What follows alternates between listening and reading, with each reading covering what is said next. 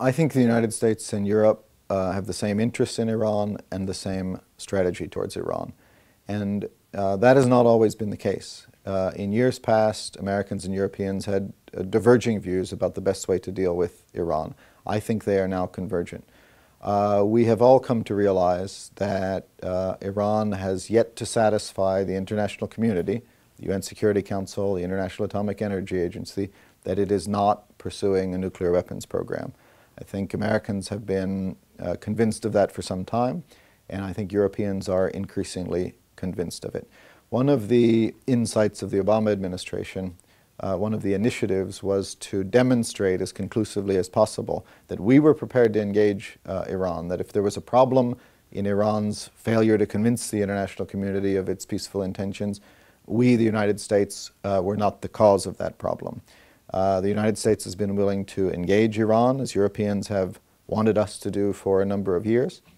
And we think that we have come forward with a good faith proposal to give Iran the opportunity to demonstrate to the world that it was not pursuing a nuclear weapons program, which would be counter to a range of UN Security Council resolutions and other international obligations.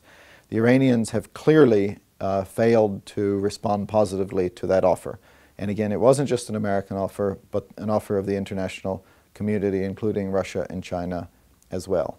And I think that Iran's unwillingness to respond in a constructive way to that proposal really underscored for Europeans and for Russians and others that the United States wasn't the source of this problem, Iran was.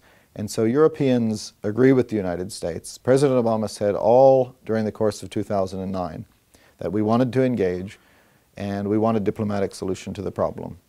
But if Iran wasn't willing to engage constructively, we would need to demonstrate that there are consequences for failing to do so. And that's where we are now.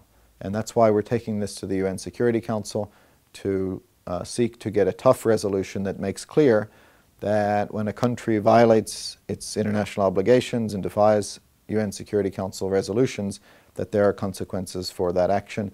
And Europeans are very much on board for this, as I say, more than they ever were in the past. And that's important because this international approach can only work when there is a unified international community.